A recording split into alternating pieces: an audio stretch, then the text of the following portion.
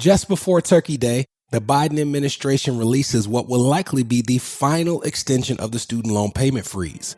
Tune into this episode to hear details on this new development. From Escape Student Loan Debt, it's the Escape Student Loan Debt Podcast, a show for established professionals whose student loan payments or loan balances are impacting their marriage, their business, their credit, or their dream of achieving homeownership. Tax filings, family planning, insurance needs, purchasing your home, business funding, they're all impacted by your student loans. Learn from a best-in-class 14-year financial pro who has helped professionals get 8 figures of student loan debt forgiven, reduced, reorganized, or expedited. I'm Brenton Harrison, and this is the Escape Student Loan Debt Podcast.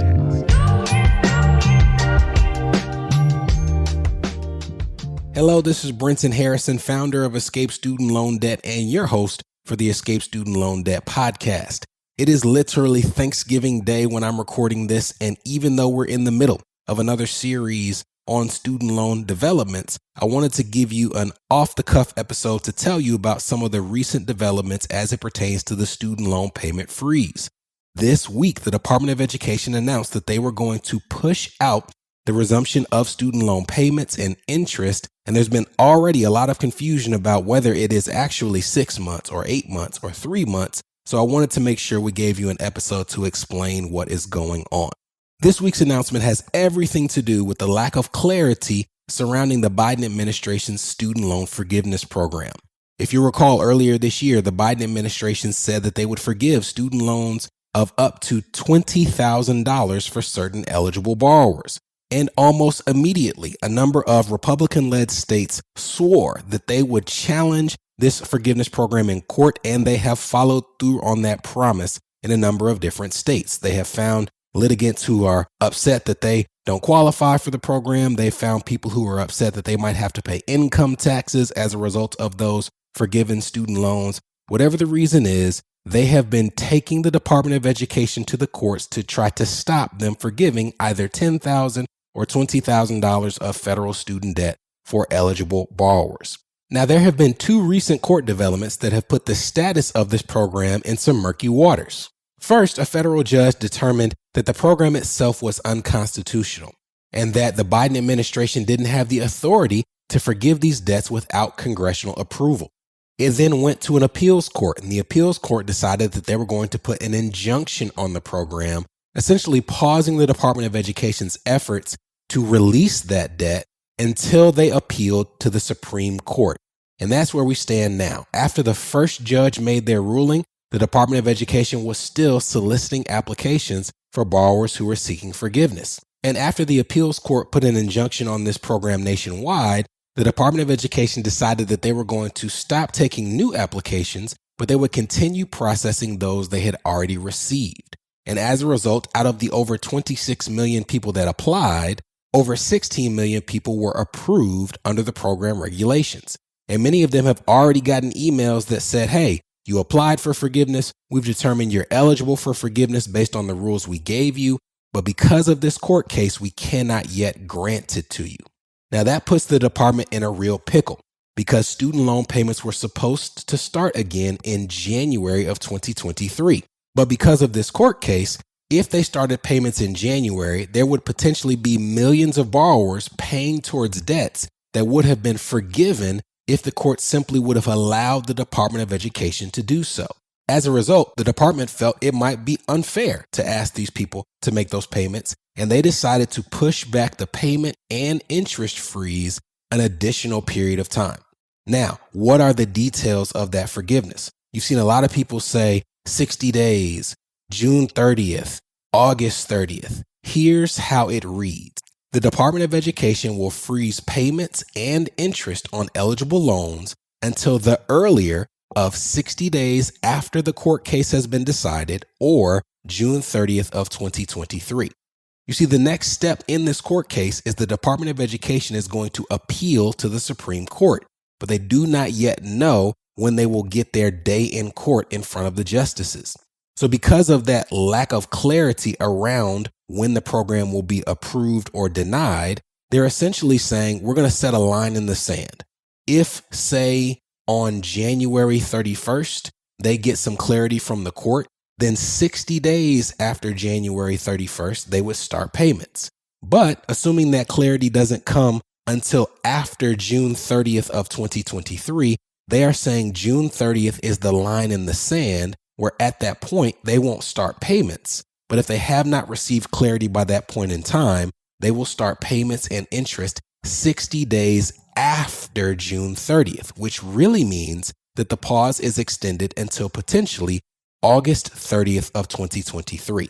You could potentially have another, at this point, 9 months of not having a student loan payment. And after the break, we'll tell you whenever payments do resume, what you can expect in terms of what that payment will be and any changes you need to make before they start again. This is the Escape Student Loan Debt Podcast, a show for established professionals whose student loan payments or loan balances are impacting their marriage, their business, their credit, or their dream of achieving home ownership. We'll be right back. Are you interested in learning the tools and techniques we use to get student loans forgiven, reduced, reorganized, or expedited? Well, great news. We're currently updating our flagship course, Escape Student Loan Debt, to reflect the current changes in the student loan landscape. To stay up to date on the launch of the course and opportunities to sit in on our live recording sessions, head to escapestudentloandebt.com and join our email list now. You're listening to the Escape Student Loan Debt Podcast. Subscribe now at escapestudentloandebt.com. Welcome back. Before the break, we talked about what's going on in the court case and the real date that people can potentially see their student loan payments and interest resume on eligible loans. But what will that payment be? Some of these details are yet to be released, but if we're going off of how they have handled similar pauses in the past, I would expect that the payment when they start will be exactly what you were paying prior to the pandemic. In a future episode, we'll tell you how to download your aid data file to find all the details about what your payment was prior to the pandemic. But I would assume that when these payments resume, you will be paying whatever you were paying prior to March of 2020 when the payment freeze first began.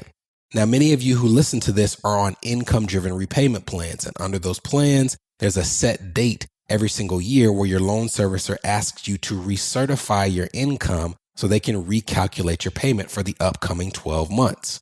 Initially, student loan payments were supposed to start in January of 2023, but the department at that time said that they were not going to ask anyone to recertify their income before July of 2023.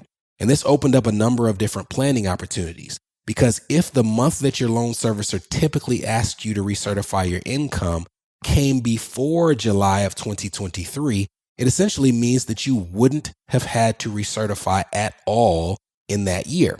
Instead, if that payment plan anniversary came before July, you would be able to keep your pre-pandemic payment until that same month in the year 2024.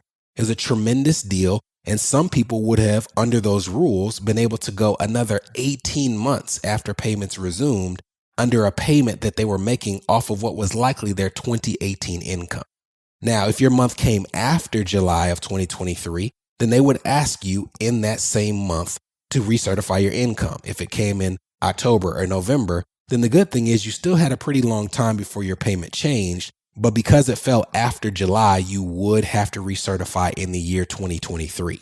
Now, this new ruling throws that date in the wind a little bit. We do not yet know if they're going to stick to July of 2023 as the date that they're going to first start asking people to recertify, or whether they're going to push it out in line with this payment freeze. I would imagine, however, that they're not going to ask people to recertify their income before these student loan payments even start up again.